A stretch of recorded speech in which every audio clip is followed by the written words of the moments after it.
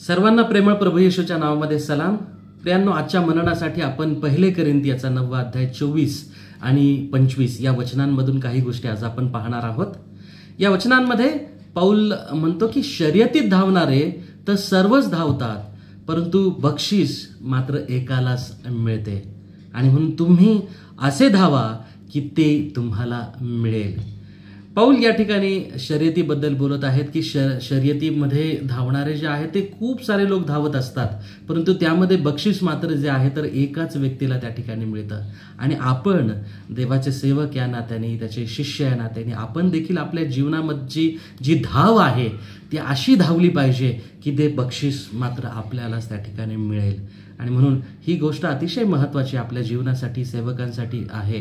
पुढे 25 वचनामध्ये तो म्हणतो की स्पर्धेत भाग घेणारा प्रत्येक जण सर्व गोष्टींविषयी इंद्रिय दमन करतो आणि ते नाशवंत मुकुट मिळवण्यासाठी ते असे करीतात, परंतु आपण तर अविनाशी मुकुट मिळवण्यासाठी या सर्व गोष्टी आपण करतो.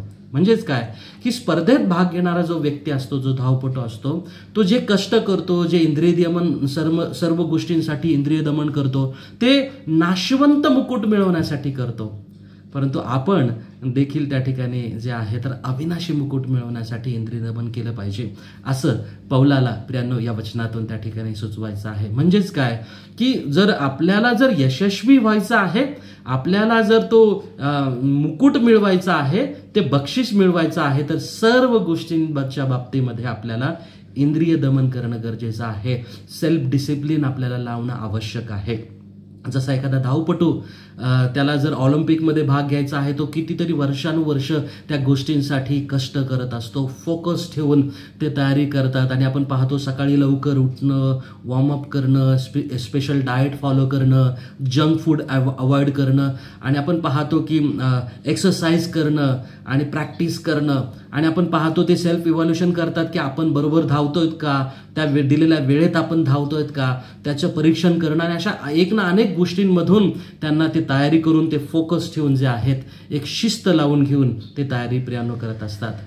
सेवक म्हणून ज्या वेळेला आपण प्रभूची सेवा करतो, आपल्याला देखील अशाच प्रकारची एक आध्यात्मिक शिस्त प्रियांनो असणं गरजेचं आहे. यासाठी 3 अतिशय महत्त्वाच्या गोष्टी मी क्विकली आपल्यासाठी सांगणार आहे. ते म्हणजे prayer, preparation and practice.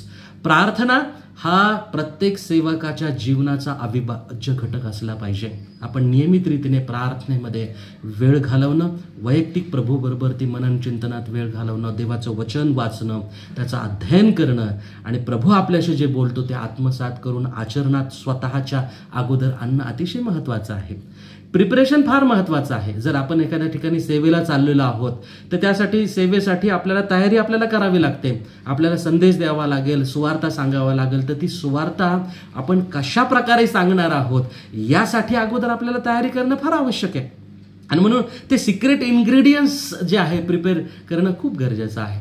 Thirdly practice जोपर्यंत आपण करणार नाही, प्रत्यक्ष जाऊन सुवार्ता सांगणार नाही किंवा संदेश सांगणार नाही आणि त्याचं इव्हॅल्युएशन करणार नाही, तोपर्यंत आपल्याला समजणार नाहीये की आपण जो केलेला सराव किंवा जे काही आपण प्रिपरेशन आहे ते योग्य झालेलं आहे का नाही. आणि म्हणून सेवेमध्ये आपण अगोदर जाऊन सुवार्ता सांगितली पाहिजे. मग ती योग्य सांगितली का, मी सांगितलेलं वचन, जी उदाहरण लागूकरण योग्य होतं का, त्याचा संदर्भ योग्य होता का, याचं आपल्याला त्या ठिकाणी जे आहे ते परीक्षण करायला संधी मिळेल. आणि म्हणून प्रेयर, प्रिपरेशन, प्रॅक्टिस या 3 गोष्टी अतिशय महत्त्वाच्या आहेत. देवबाप करो की आपण सेवक या नात्याने चालत असताना सर्व गोष्टींविषयी इंद्रिय दमन करून शर्यतीत जसे धावतात तसे आपण देखील आपल्या त्या अविनाशी मुकुट मिळवण्यासाठी आपली धाव जी आहे ते करण्यासाठी आपण झटूया. देवबाप करो या वचनाच्या द्वारे तुम्हाला आशीर्वाद देव. आमेन. धन्यवाद.